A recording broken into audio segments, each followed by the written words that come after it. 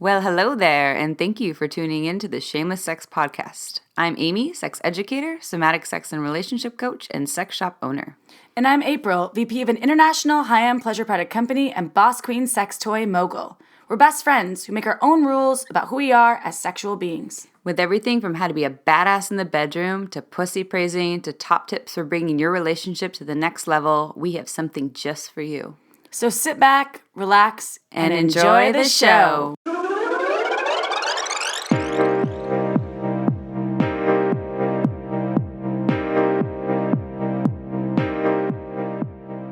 Don't forget to head on over to our website at shamelesssex.com for more.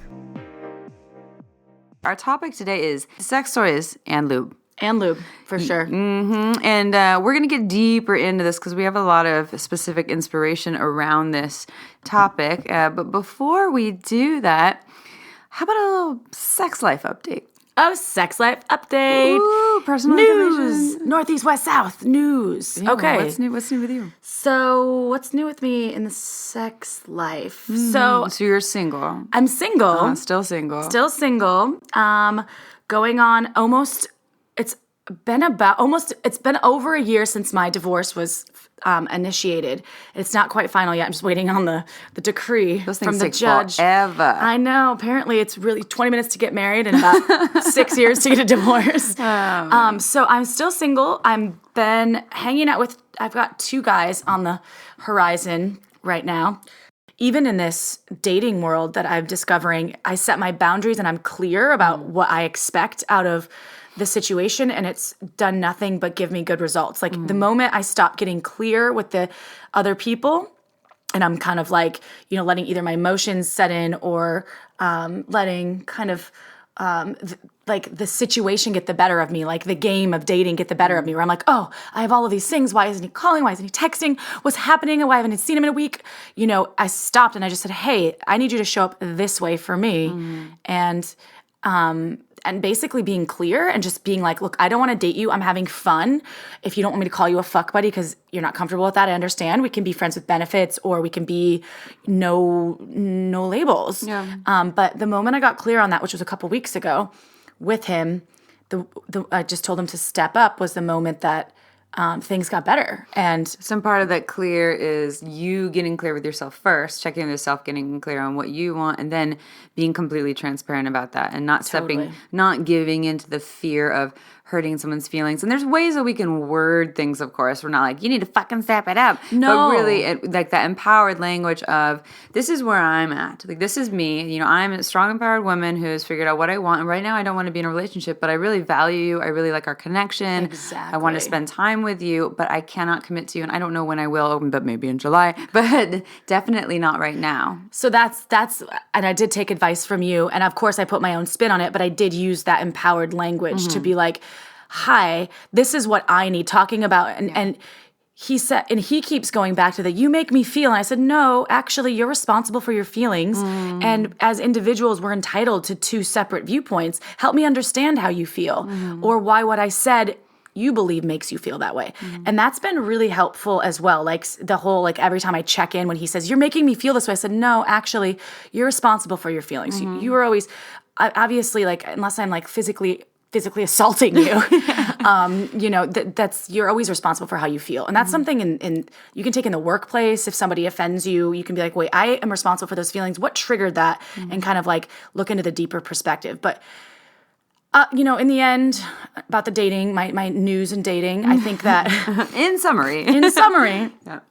Always be clear when you're in these situations. And if you have more than one revolving door, tier 1, multiple people in tier 1, yeah. Tier 1s, then maybe 1 tier 1, tier just 2. be clear. And I think communication, and if you do it purposefully and you're actually like thinking about it, it's well thought out before you go into it. And you're just like, hey, I want to bring something up to you. This is what I need. And not like you're doing this to me, but like, this is what I need. I think that the results are really, like, they can be really beneficial, both mutually beneficial, because it always should, again, the win-win. I always talk about the win-win, but it should be, no one should feel like they're losing. You're both having sex, you're both having fun, you're dating, you're going out to nice dinners, have fun, it's win-win. Just communicate. Or you're cooking at home and you're saving $1. Or you're cooking at home. Yeah, either way. They're going to Disneyland. I don't know what people are into. Whatever you're into, whatever floats your boat. So tell me about your dating situation. Beep, beep, beep, beep, beep, beep, beep, news. That's the sound of the dating 411. So I was thinking about this the other day. I've been in 2017 has been the year of dating men in their 40s. And yeah, I have not had a 40 plus yet. I'm on 38's my oldest. I've been on the young train, the YT, the young train. You're the YD. The young diaka. Yeah, that was my old train. I remember when I used to do that when you were married and you were like, why are you on the YD, girl? I was like, whoa, how old is he, 23? Tables have turned. Does he have any pubic hair yet? Yes. This is what I've been finding. Dating men in their 40s, they just really want to get to know me. And I don't know if I think most of them are coming from a place of like, oh wow, there's something unique here. So maybe that's it. They want to take things slow so they don't mess things up or whatever it is. And they're just not trying to get right in my pants, which is interesting and refreshing. There's something to be said about, in my opinion, purely, about men that actually don't want to just go straight for it. I think there's a level of maturity involved, though, for sure. Hello, 40s. Right. But I feel like I'm like a teenage boy. I'm like, what? We're not going to bang it out? Like, what's going on? I mean, that's why I need the 20-something. Because I don't know, but I am interested in an OD as well. I want somebody that has an AARP card. We decided that 40s definitely is not an OD. No. AARP is what? AARP is a 55 and up. 55 and up is when you get your AARP card. I haven't hit one of those yet. No, I'm planning to, but... so that's feeling really good. It's feeling really good to hang out with, and this is the other thing I'm seeing about these men in their 40s, is there aren't games. Games. And this most recent person I'm spending time with, kind of along the lines of what you're talking about being transparent. There's like complete transparency, including like the vulnerability. We locked into a conversation in the middle of kind of like a loungy place. There was a whole bunch of other people there. We were drinking a cocktail or two, and about childhood wounding right away, and no fear in going. When you first met him, like we met him on a blind double date, and then we went to this other place, and we just locked in for like an hour in this place where there's all these other people around, and he's just not afraid to go into the space of like, I have wounds and I have cracks. Maturity. And like, this is the work that I've done, and there isn't this shame, which is kind of like the premise of this whole podcast, right? Shame about not being perfect and not being born knowing everything, and being able to show all of our cracks and all of our softness and all of our weakness and all of our strength, all the things, April, all the things. Oh, that's my favorite hashtag, all the things. And it's just refreshing to be around. And he's done a lot of work. This isn't, so if you're not one of those people, even if you're 40, 50, 30, 20, whatever, and it's hard for you to go into that place, it's a matter of doing the work. And doing work is like being conscious about like, basically about who you are, and like kind of going in and I call it self-development. Some people call it like self-help, but I think of self-help a little bit like crying in like the books, like that section. Yeah. Just all teary eyed. No. But I think of self-development, like you're charging up, you're getting to know who you are. So that's amazing. And that can come with age, but also there's many people that are 20-something that are developed in their Definitely. And I also know people who are in their 40s and 50s who have no way to tap into their vulnerability. And so it's a matter of like first admitting that there's room to grow and become a better or human, or a more open-minded human, or a more whatever, like whole human, or whatever, however you want to look at it. We're all whole, but like we have our stuff, and to admit that we have stuff, and then go and do the work to work on the stuff, whether it's therapy, whether it's reading books, talking to people, going to retreats, or whatever that looks like. And I'm infatuated with those people, by the way, that if I'm having a conversation with someone or flirting, and the minute they go into childhood wounding, or they talk about how they've done a lot of work, or they have a therapist, or they go to like medicine retreats or whatever. That's like yes, Amy's I must know more about you. Petals laying on the bed. Yeah, so that if you want to hit on me, don't draw a bubble bath. Just go straight into childhood wounding. Yeah, there you go. And then like, panties wet. Yes. Most people, that's not their jam, but apparently that's my jam. That's awesome. Yeah. Wow. That shows a lot about your character and who you are as a wonderful human. Oh, just, well, I think the other thing is like when you're doing the work, you want to, it's just, you see the value in it, and you just want to see other people do the work too. Yeah. Yeah. I don't know what gets my panties wet. Let me just try to think about dominance. That. Yes. Handcuffs. Yes. Daddy little girl complex. Oh, snap. Maybe. Oh, no, I know what it is.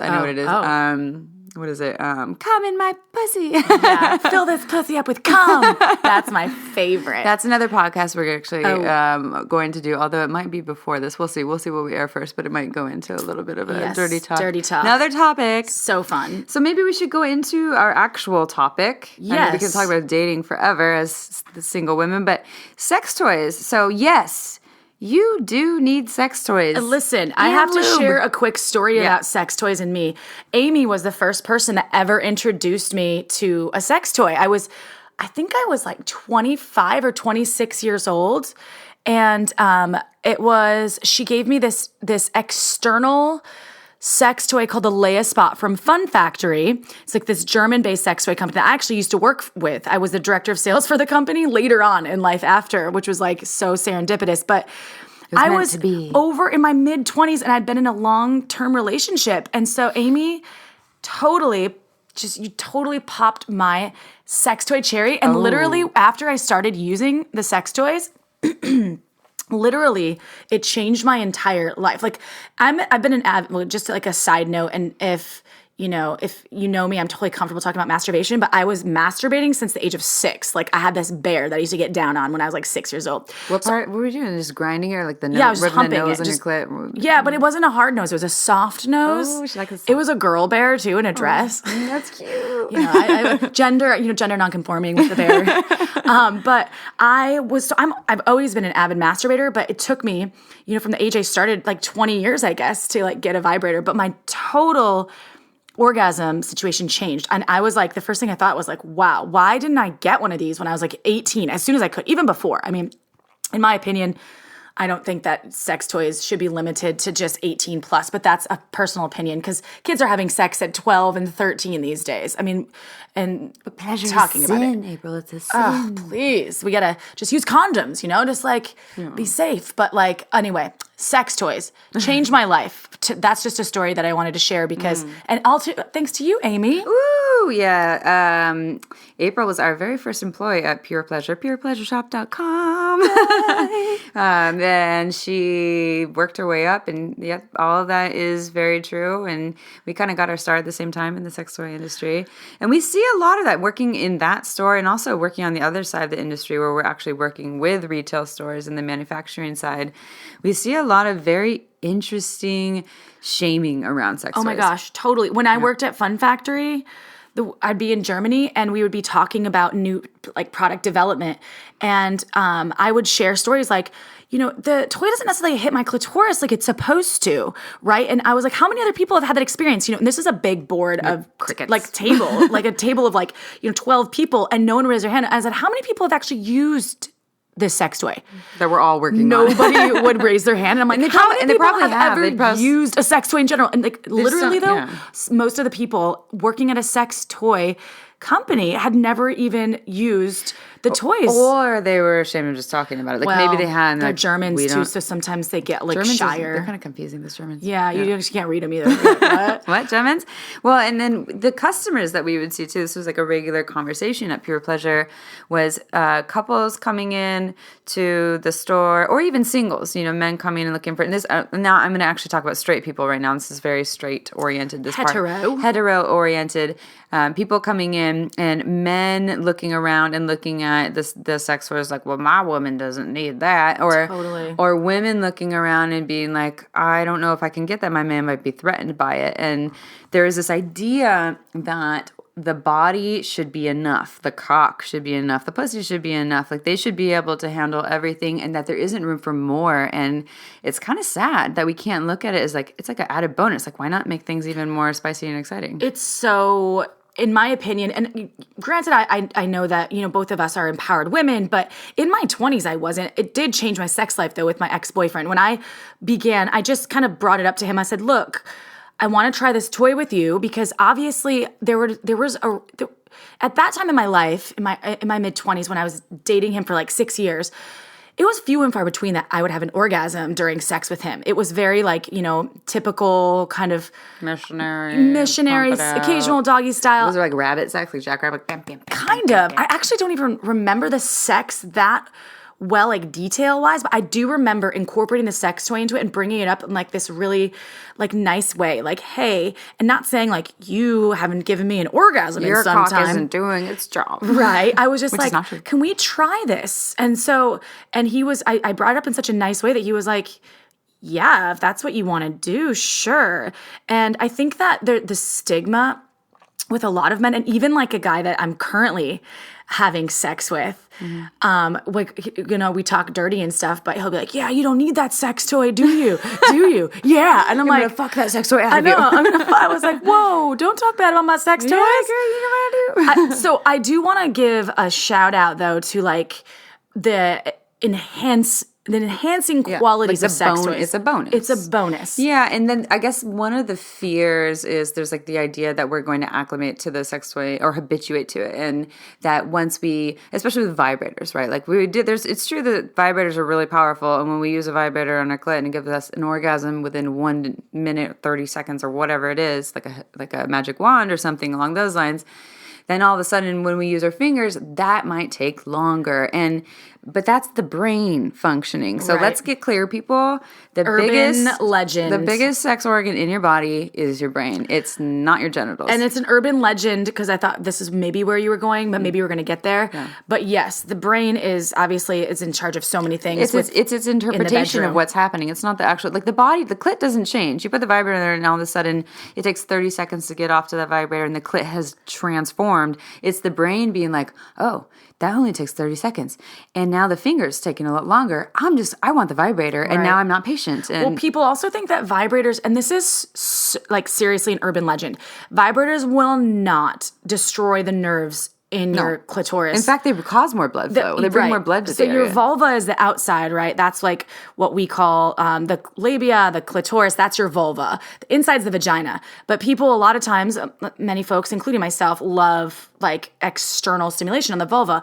Your vulva is not going to get damaged from using a vibrator. It's totally, it's completely, that's what I hear a lot from people. They're like, even people in the industry have said that to me. Customers of mine, they'll be like, I don't want to use a vibrator because I'm like, can I send you a toy? And they're like, I don't want to use it. I don't want to get desensitized. I'm like, girl, desensitized is really the wrong word for it. Like what could happen is, as I was saying, the brain is like, well, this thing takes 30 seconds, and now my fingers or this cock or whatever it is taking longer. I'm not having that 30-second orgasm, and then we're really impatient people, and so we resort back to the sex toy, which is totally fine because orgasms are orgasms. Like, why are we complaining? People are having pleasure. Stop complaining how it happens. And it should be like however you can get off, feel good about it. If you are any consensual sex, consensual sex is good. Great sex. Yeah. Yes. And if you're someone who has habituated to the vibrator, where it feels like your brain has said, like, I don't want to wait to get off for however long it takes with fingers or a cock or a dildo or whatever you're playing with. You can unlearn that or retrain yourself, and it just takes patience. And so you start to masturbate with the lower setting of the vibrator, and you might not come right away, or you might not come that day. Or just use the hand occasionally. Or you start using the hand, and you might not come right away or that day either, but you keep doing that, and then your brain will rehabituate. So it's not a permanent thing. It's not changing your anatomy. It's not breaking anyone. It's enhancing things. And if you get to a point where your brain has got stuck on it, it's easy to undo. Or you can do what I do, because I'm pretty much addicted to my magic wand. It's used to be made by Hitachi, but it's like this literally back massager. But so when I'm home, I use that as like my special treat. I call it the Xanax for my vagina, my vulva. Good one. You should tell the Vibratex people that. I should. Vibratex makes it. But what I do, so because I love sex toys so much and I have zero shame about using sex toys and using them with any of the dudes I'm hooking up with, I have these little bullets. Actually, Fun Factory makes them that I used to, like, I got a bunch of them when I worked there. They're little bullet vibes. So they're like tiny. They have like 5 speeds and they're waterproof and they're super powerful. I'll bust that out during playtime. And number one, usually the guys involved are like, whoa, didn't expect that. But then they also get into it because I don't even ask them. I'm not like, hey, can I use this with you, babe? Can I have permission? I'm like, hey, this is what I need for me. So have at it. Like, I'm just going to go for this. So you can just get like 5 bullets, one for every purse. Boom, you're set. Whatever you're doing. Pockets and purse. And one in your sock. I don't know. Yeah, I have one in all my purses. I'm just speaking from, I'm like, oh, here's a bullet. What surprise. Every drawer. Always prepared. And I find in the dating world, when I've whipped out a vibrator, like most of the people that or not even just dating, people that I'm actually like in relationships with or whatever it is, they're kind of excited about it. They're like, oh yeah, fuck yeah, that's hot. I want to watch you use that on yourself and have mind-blowing orgasms. And there's the occasional person that brings in the shaming factor because they have their own stuff with their masculinity, that they have this idea that their cock is supposed to provide all of the fun. And yeah, cocks can provide a lot of fun. And here's just an added bonus to spice things up.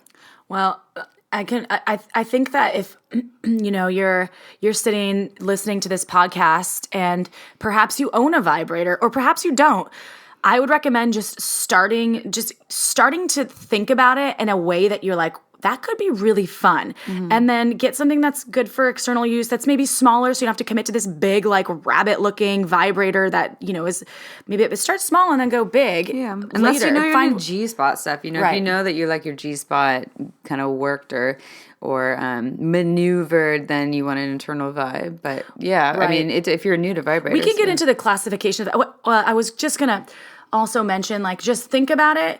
If you never have had a vibe, start small. And then I'd say just introduce it. If you're in a committed relationship, a monogamous relationship, and maybe you've never talked to your partner about it, just casually bring it up. Like, hey, I really want to just try this. Can we just try it to see what happens?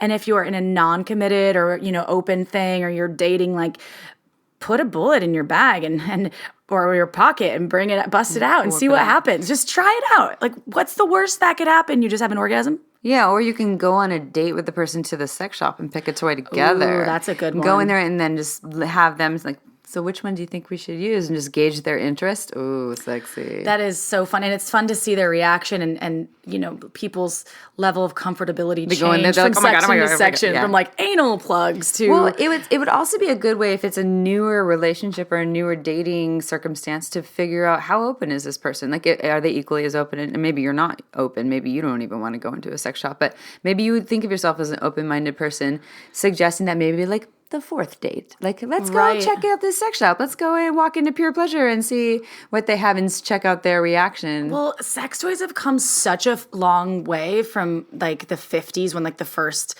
They were huge. They were huge metal, crazy looking devices. They look like medical devices. They look like something that you're going to use to like cut wood. Like they were like a huge saw or something. And now there's high end. So I work for a male vibrator company, as you know, called Hot Octopus, and we specialize in toys for a penis, basically. We're stemming into vulva vibrating toys soon, like in the next few months. We're going to have toys for female bodies. But the cool thing is that we, like Hot Octopus makes these products that are designed to fit over the penis, stimulate the frenulum using this pulse plate technology that actually, if you have like your partner, you want to use it with a partner, like you have like a hetero situation happening and you want to use it like put the device on the penis, it stimulates the frenulum, which is like the head of the penis. If you look at the penis, there's on the tip.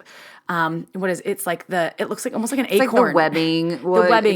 The whole head it looks like it's the webbing. Kind of like under your tongue. Right. Yeah, that the frenulum portion. as well. Yeah. That's so people can have an ejaculation with this technology, but it's also fun to incorporate it. Like I've incorporated it into some experiences and because typically you think about a vibrator and you think about it for a female body. I mean, that happens all the time.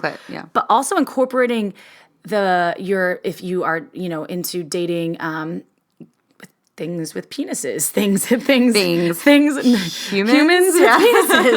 penises. You could use a toy for him instead of just thinking about a toy for you. That's also an interesting way to maximize sex toys in a hetero situation. There's so many options out there. So many options. Yeah. And there's so many high-end options. That's where I was going with it. Yeah. Nowadays, how beautiful are the vibrators looking? It's some of them are what? Some of them are work with a Bluetooth. Like you can vibrate someone from China. Apps. Yeah, there's all kinds of crazy things. So so what are your favorite your top 3 favorite sex toys? Other than we got Hot Octopus, the Hot Octopus, the Pulse Solo and Duo. Pulse Solo and Duo. Check that out. That's my company. They're amazing. They're from London, baby, London, soggy London. Sold on London. Amazing company, and it's ethical. There's also all these ethics involved in sex toys, which I do want to talk about at some point. But favorites first to not get ADD on you. So definitely Hot Octopus. The previous company I used to work for, well, it's still called Fun Factory. They've been around for 20 years. They're really leading in innovation. Amazing German company, great business ethics. They make a ton of different toys. From them specifically, Fun Factory, the Miss B. It looks like Miss Bi, but it's MISS space BI. Such a great toy. I've seen that toy. It's 2 amazing. motors. Yeah. It has like 69 functions. Well, one of the great things is it has that duo thing going on. So you can do the internal stimulation for the vagina and the G-spot. Then you have the clitoral stimulator, and then it's rechargeable, it's waterproof, and it's bendable. So you can form fit it to your body because we're all so different. Totally. And one time I was in Arizona and hooking up with this polyamorous older couple. This one time in Arizona.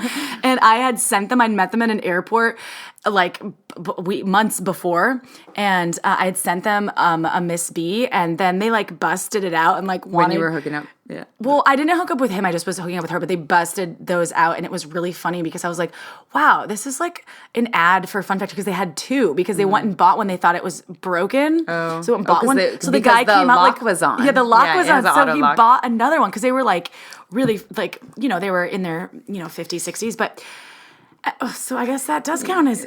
There you go. I didn't hook up with him though. Just 50s, her. 60s. Maybe she's an OV.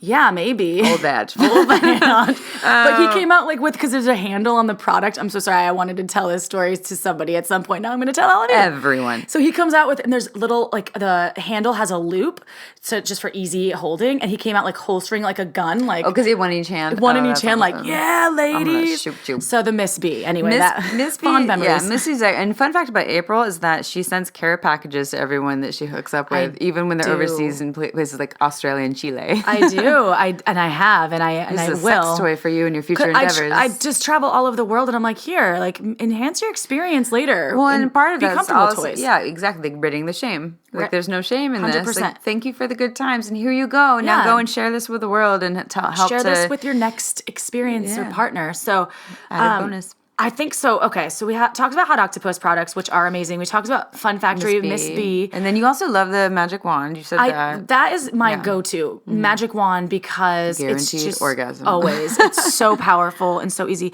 And then I do love my bullet from Fun Factory, but WeVibe also makes a really good bullet called the Tango. Yeah. That's really nice as well.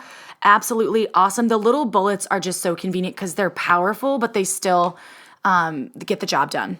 Not as quickly as a Magic Wand, but somewhat. Much less bulky. And then I'd say, to be honest, with vibrators, I kind of have my go-to, but I think getting in some internal G-spot love, like the best G-spot toys are probably, because G-spot, we should tell them where the G-spot is, in case you don't know. Yeah, we'll have a whole other episode on G-spot and squirting, but up and in, curved up and in towards the body, up towards the pubic bone. So it's not like up and in around a corner and through a maze. It is literally like a half a finger's length in. You curve it up towards the belly button. It's not like a spot that you'll necessarily notice, but it has kind of a spongy tissue that feels different from the rest-ish. Kind of like the roof of your mouth, but more spongy. And when you press into it, it feels like you're pressing into your bladder. Right, exactly. And it almost has that intense feeling when you get G-spot stimulation of like you have to pee. Like you get like, but it has this. Maybe you're going to ejaculate. I don't know. Go with it. Right. Yeah. And certain, like the guy that I'm hooking up with on a reg now, tier 1, is constantly hitting that G-spot. And I'm like, yeah, you're getting my G-spot. Oh, you're juicing all over the place. I'm just juicing it. So you can also access the G-spot if you use like a butt plug and then you have vaginal stimulation. A lot of times because it's a certain size butt plug, like 2.5 or 3 inches about in, if you insert that, it puts pressure from the anterior side. Yeah, makes like kind of tightens the vaginal canal. Yeah, so that's also a good way to get in there. What's another one of my favorite toys? So that's 3. How many do you want me to do? 5? I said 3, but you already did 5. Oh, well, you did at least 4. Oh shoot, I have so many. So she loves sex toys. I'll take it over from that note because when I use sex toys, I'm actually like most of the times I'm using sex toys, it's for anal play. Otherwise, I don't use a lot of sex toys. Right. Fun fact about me, I went on a vibrator strike in 2012. I remember that. Yeah, because I had my first orgasms from a vibrator, and that was great. I was having orgasms. First orgasms ever? Yeah, when I was 18. First orgasm from a vibrator. Water dancer, Vibratex. From a vibrator, but not in general, just from a vibrator. From a vibrator, it gave me my very first orgasm. And continued to only have orgasms from vibrators. And then when I was 25, I started to learn how to have... Wait, backtrack for 1 second. Yes. Because am I getting these 2 facts right? Because I did not know this. So your first orgasm in life was at 18. With a vibrator.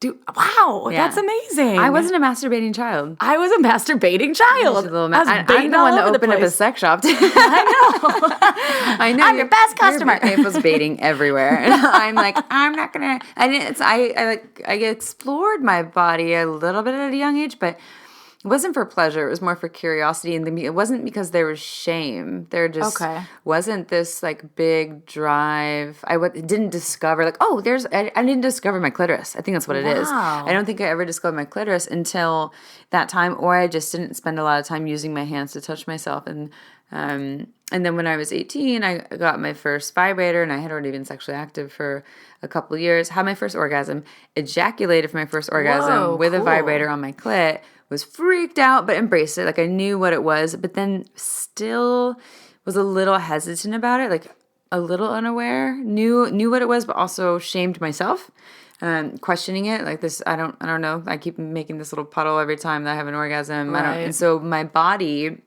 my subconscious self turned it off. Stopped ejaculating for a number of years, and then when I was 25 or 26, it got turned back on by someone who milked that G-spot. Nice. Real well. Nice. And that's nice. And that's how I started to learn from there. It was kind of this journey to have orgasms and ejaculation from internal stimulation and G-spot stimulation. Female ejaculation is amazing too. And we'll do a podcast on that. There'll be a lot because we're juicy women. And I know because that's like one of my favorite things. And just as a segue, my Hitachi, or just now it's called Magic Wand, is responsible for a lot of my ejaculations. It's interesting so I think the majority of people that are ejaculating are having it more from internal stimulation on the G-spot, which is wonderful. And when you get a more powerful sex toy that's like a wand that penetrates deep in the body. Penetrate's the wrong word. The vibrations are so strong on the clit. It's like a deep thudding vibration, like the magic wand. Yeah. And that versus that me. Yeah, like a not a beat. Deep penetrative vibration. Yeah, got it. It goes deep in there, and it's so powerful that it in my opinion, it's vibrating, massaging the G-spot to the point where you're having this ejaculatory orgasm. That makes so much sense because that's what happens to me. And sometimes I can feel it building, and then I'm like, when I use the wand, the magic wand, I'll feel it building, and then I'm like, okay, this is definitely gonna be on, and I'll have to hold back. So I'm like, I don't feel like changing the sheets right now. Like, changed sheets yesterday. I just changed them.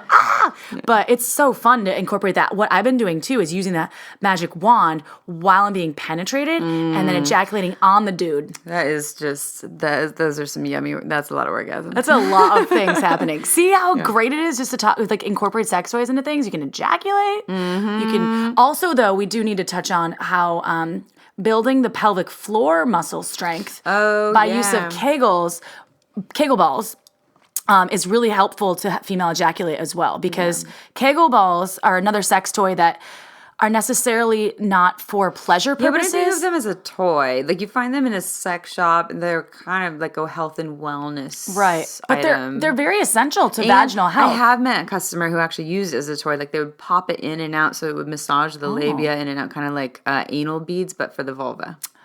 Okay. Yeah, creative. We should touch though on. So we talked about our favorites. You didn't finish with your favorites. Oh yeah. Though. Well, the moral of the story is vibrator strike in 2012. It doesn't mean I was completely turned off from them, but now they only come out for special occasions. Like, and it isn't like, oh my God, it's your birthday. It's not like that. It's more of there's a deep inspiration behind it. Either I'm having sex with someone and I'm just so driven to spice it up. There's that bonus part. Like I'm already having a really good time. And like I want to make it even hotter. Whip out this vibrator, and my partner looks at me like, yes, this is like I get to watch you while I'm inside of you, watch you using this vibrator on your clit, and then orgasm all over me, and they can feel the vibrations too. Like it feels good for them too. It's true. Yeah. So cock rings are also a good way to incorporate vibrating cock rings. Yeah, I'm not a big fan of those, but they are a good way because they're more buzzy. I like more of the thuddy things if I did use a vibrator.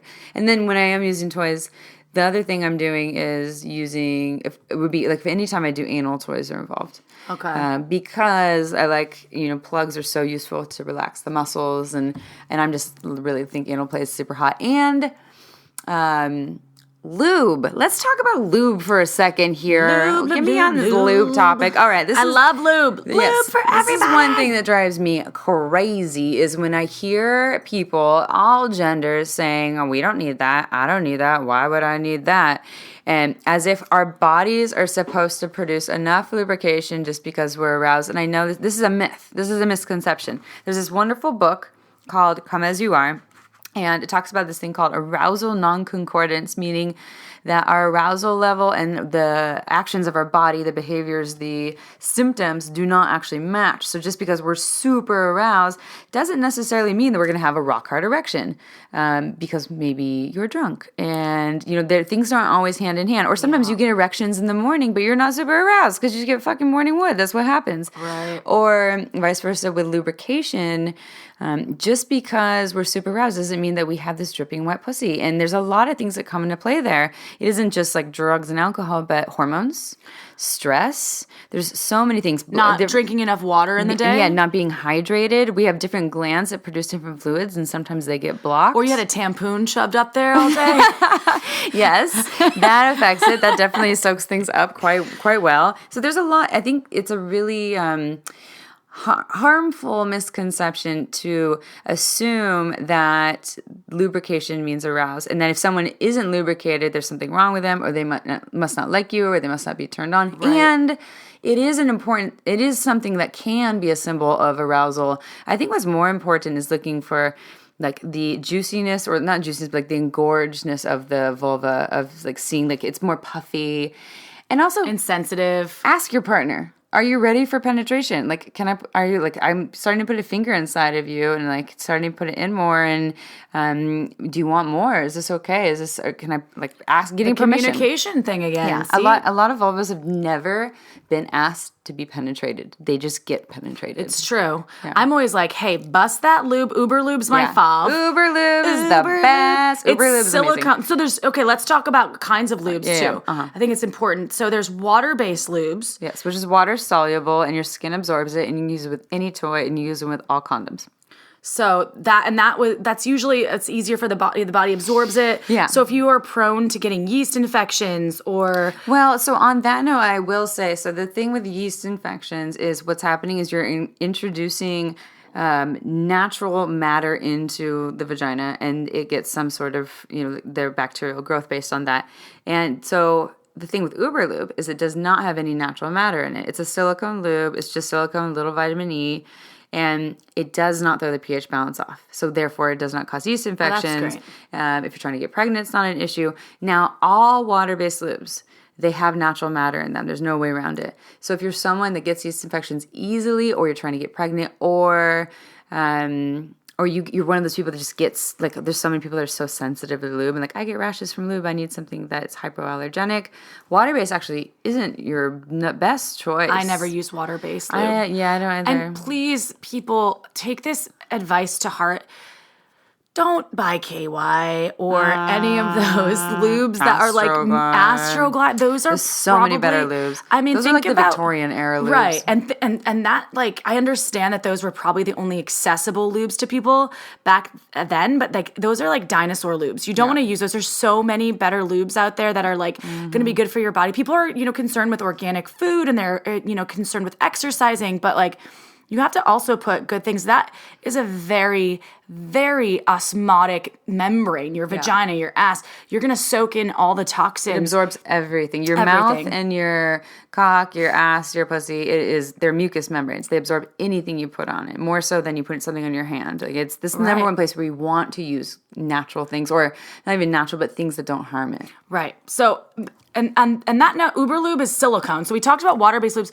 For water-based lubes, I think probably the best option out there would be like, maybe like the Sliquid makes that organic line that's really good. I like the Sliquid. It's made in the Oceanics. USA. The Oceanics. Yeah, theirs is nice. I think it has like a seaweed extract on it, and it just feels good. It lasts a decent amount of time for a water-based. And with water-based lubes, if you just add a little bit of saliva when it starts to get, when it starts to soak in or dry up, just add a little saliva to it, and it'll start to get its slickness back. But Sliquid, check that lube company out. They make some decent water-based lubes. And then for silicone-based lubes, Uber Lube is definitely where it's at. As Amy was saying, it has the vitamin E. That's like, that's what I use. It actually moisturizes the skin. The thing that you have to be careful with using, like if you buy silicone toys. Yeah, silicone.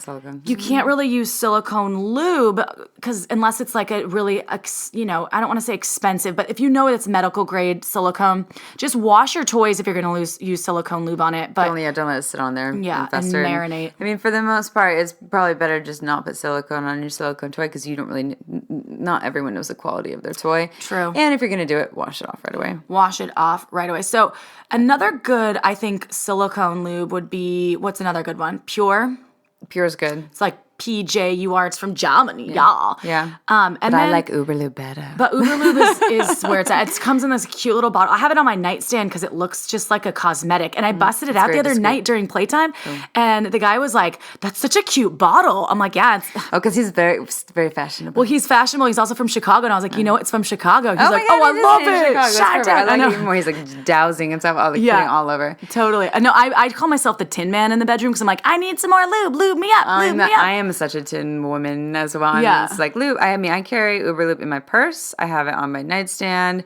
They have a really great travel kit, like a little good to go. And we're not sponsored by them. P.S. We just are like huge advocates for that company. Like we're only going to tell y'all the best of the best.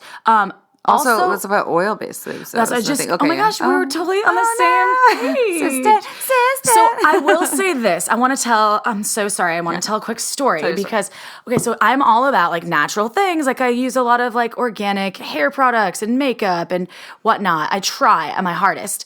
But so coconut oil, I was all like, yeah, coconut oil. So I was using it with, with my monogamous partner when I was in a monogamous relationship back, over a year and a half ago. And it was great because there weren't any condoms involved. Well, I didn't realize one night I was hooking up with this guy and we were using condoms and he was putting coconut oil all over the condoms, which breaks down the condom. I freaked out. I was like, oh my gosh, we've been using coconut oil the whole time because oil-based lubes break down latex. And Amy, I'm sure, can talk about that from her educated standpoint. But I literally freaked out because it is breaking down this latex. So making it less safe for me to have sex with this person who I wasn't monogamous with. So I was freaking out. So do not use oil-based lubes with condoms. People, please take my advice. Take learn from my experience. No coconut oil, no olive oil, no lotions. Yeah, then just not like, we ran out of lube and let's put a lotion on the condom. No, terrible idea. No. That'll probably give you yeast infection too. Coconut oil is great to a certain degree where it's like antifungal. I've even seen research studies where it actually can help to get rid of yeast infections. Right, I've heard that too. Like more so than monostat. And for people who get yeast infections really easily, they just want to stay from oils in general. Coconut oil might be a good friend for them. If you get bacteria vaginitis, you can stick a tampoon that I call them, with soaked in coconut oil in your vagina for 2 hours and it'll go away. Yeah, I've done that. Yeah, there's a lot. I've had BV once or twice. Me too. It happens. When did I started around age 25 or 26? Is that the same It's just from pH being thrown off by different deox. That's another episode. But I think that would be an important episode, actually. I know so many women that when they had BV, that it was this ongoing 2-year crisis that they didn't know how to deal with and how to work. But we can do hacks and tricks for getting to have a healthy vagina, keeping the pH balanced. Yeah. Well, so with oils, if you're using condoms, just don't use oils in general. I think coconut oil is a little more friendly with latex, but just the oil-based lube that I used to get all the time from this shop is from the UK actually as well. And it's just called Yes. They make so if you are not prone to needing to use condoms or prone to getting yeast infections, because the oil sits on top of your skin, which makes it less breathable. So that's why some people can be sensitive. But I used Yes, and it's made from almond oil and all of these different extracts, and it's all mostly organic shea butter. It smells really nice. So if they even have a vanilla one with real Madagascar vanilla, but Moroccan or Madagascar, so you put that on a dick and you suck it, and it tastes real good. Because I used to do that. Vanilla lollipop. Yeah, like a vanilla lollipop. You're like, this is pleasant. This is delicious. So I'm a huge oil-based lube fan, and Uber Lube is silicone. But if I need silicone lube for condoms, I'll use Uber Lube. I don't really use water-based lube ever.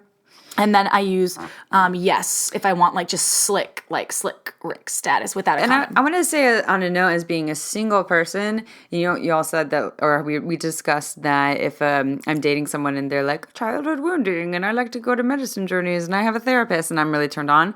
If a man has lube and really good lube, I'm even more turned on. Like that, it to me is like, fuck yes. You give him a quiz. You're like, how's your childhood wounding? What kind of lube do you use? You don't own lube, you're out. If you have Astroglide in that drawer, I am leaving. I think we are done. Because it shows that they're aware, that they're coming, they're prepared. Like, by the way, if we're doing anal, you better have lube. Otherwise, there's no anal. I don't want your like finger near my ass. I expect a guy to, since I'm dating, to come prepared with condoms. If he doesn't come prepared with condoms, I'm like, I come prepared with all my artillery, which is like, hey, this is my lube of choice, and hey, here's my little sex toy that I want to use.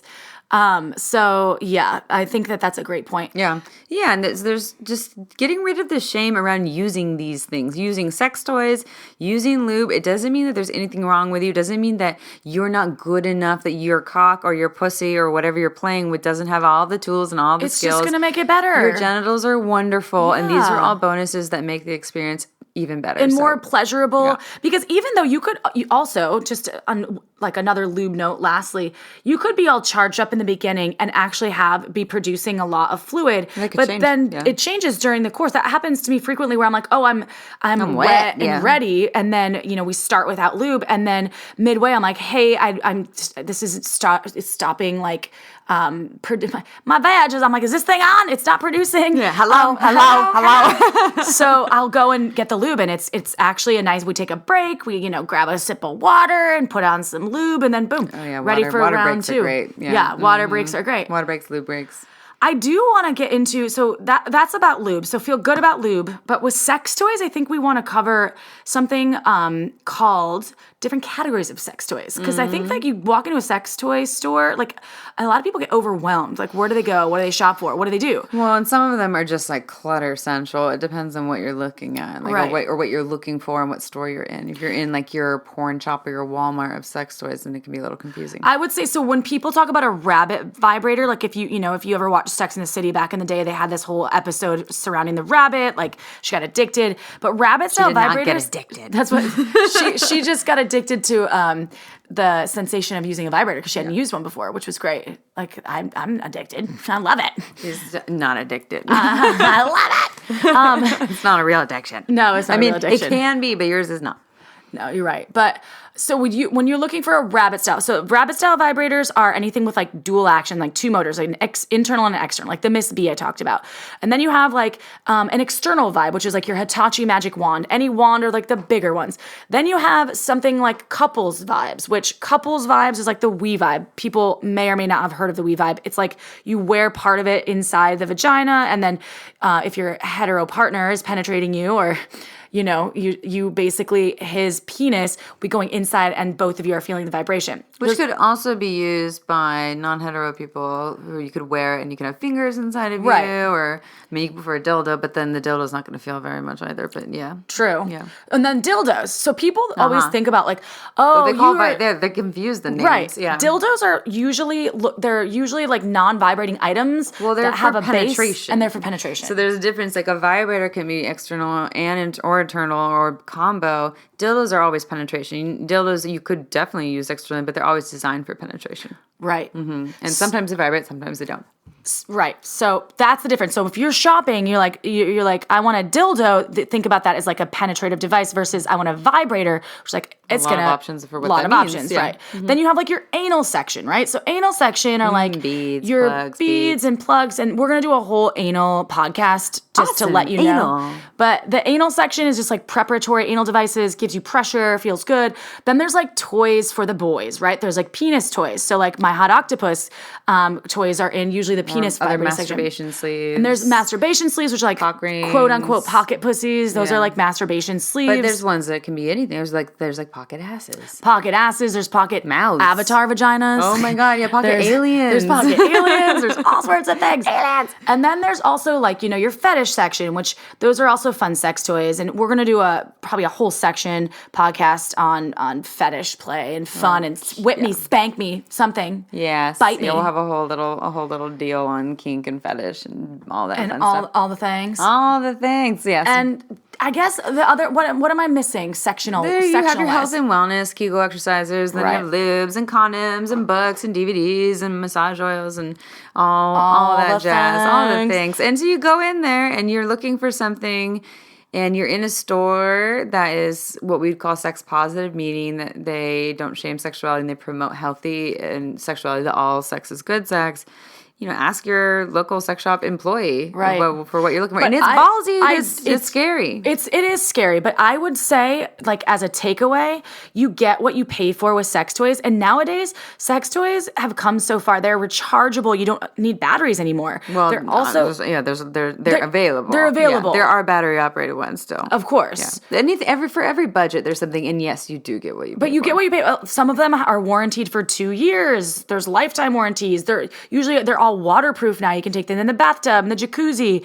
They're deep sea diving. I would just suggest spending a bit more for your budget and just getting something with a warranty that's better for your body, made with better materials, and medical grade silicone is a great way to start because it's not gonna get bacteria on it. That way, if you're transitioning through many different partners, you can use it and not be afraid or like make it disposable. Okay, let's go on to that topic. So this is the thing. Like aside from warranties and all that jazz, let's go on the topic of you. So I've heard this before. Someone has a sex toy that they use with their partner.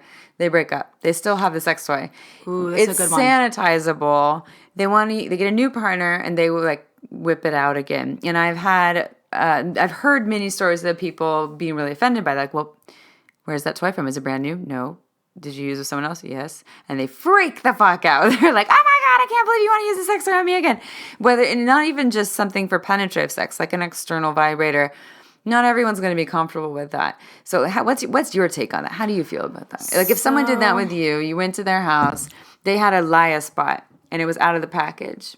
Laya spot is an external vibe, the first one that April ever used and had her very first vibrator out of the package. And they were like, hey girl, let me use this on you. How would you feel about it? So first, like as a side disclaimer, I'm kind of a germaphobe. Yes, you are. So for me, I would be like, I'd rather just bring my own sex toy. Or buy a new one. I would probably prefer personally not to use theirs. And it has nothing to do with like... And you can sanitize, even though you can sanitize. Right. Yeah. And it's an external vibe. But for me personally, I would say, hey, like let's take a step back. Maybe next time I'll bring a vibrator over. We can go shopping together. But I personally, like, I would, like the cock rings I use with my ex-husband, I have not brought out. Like, I'd be like, you want to use this cock? No, I threw them all in the garbage because I'm like, I'd rather just get new ones. But when they're my toys, like all the toys that I have in my drawer, I've used with multiple dudes. But you're using them mostly on yourself. But I'm using them on myself, exactly. So I think that's okay. But if I go over to a guy's house and he busts out a sex toy that is out of the package. But designed for a female body. I would say... thank you, no thank you. Yeah. We're like, did you just buy that? No, okay. I'd be excited. I'd praise him for... Yeah, thank you for wanting to use a sex toy. Yes, for thank you for wanting to use a sex toy. I'm totally into this, but for me, I'd rather just like get a new one or bring one of mine own over. Yeah, even if it's fully sanitizable. Yeah, okay, let's get down with the hippie level too of like, this was used in an energetic space where someone may have had some mind-blowing orgasm, and I don't know if the silicone absorbed the orgasm or whatever, but like, there's meaning behind it. There's memories, there's some other things, and I don't think it's something to freak the fuck out about and be like, you bitch, I can't believe that you brought this out. And if anything, it's something to praise someone like, thank you for wanting to pleasure me with this sex toy. That's awesome. And I would rather use my own or a new one. Thank you. I would just be very upfront about it unless you're comfortable with it. Some people might not mind, which is great. It's all each to their own. But I know that I would communicate at a level of, hey, I'm really like impressed with you, and like you took some initiative, and like that's amazing. Like you just scored 2 points. Maybe you're hitting tier 1 level soon. Ooh, tier 1, just bump up from tier 2. Yeah, you were tier 2, but now you're tier 1. And I just want to say, like, next time I'll know. And this is securing your next time spot, by the way, by you busting out a sex toy. But yeah, I think that I'd just say like, let's move forward the old-fashioned way, but not missionary, please. Yes, let's switch it up. I want to get on top. So, do we have anything else you want to say about sex? I think we gave a pretty good rendition of like what to look for, like lube, the importance of lube, and just the taking away the shame of using sex toys. Of course, as we say all these things on this podcast, to each their own, right? You're different strokes for different folks. Haha, literally. You get to choose what works for you. You are your own authority. You get to make your rules. So just because we praise something doesn't mean you have to love it. Like, we have a lot of experience, but it doesn't have to be for you. So you get to decide what works best for you. And if you have a whole different agenda or story, then we support that. All consensual sex is good sex. Absolutely. And we encourage people to kind of question their thinking when it comes to shame. Like, why am I uncomfortable with the concept behind using a sex toy? Is it because it brings up my own insecurities of I'm not enough? And how can I look deeper into that to expand my horizons and have more pleasure and more bonuses and a more expansive experiences with my partners and myself? Absolutely. It's all about just freeing yourself of any shame. Feel good. If it makes you feel good about having that experience. And if your sex, you want to kind of take it to another level, try some sex toys, try some lube, but feel good. And it's all about the shameless sex. Be empowered, be you, be beautiful. Yes. Well, everyone, thank you so much for listening. For joining us. Wait to give you more shameless sex talk from April and Amy. Ciao for now. Like what you hear? Well, then head on over to shamelesssex.com for more podcasts and information on our latest happenings.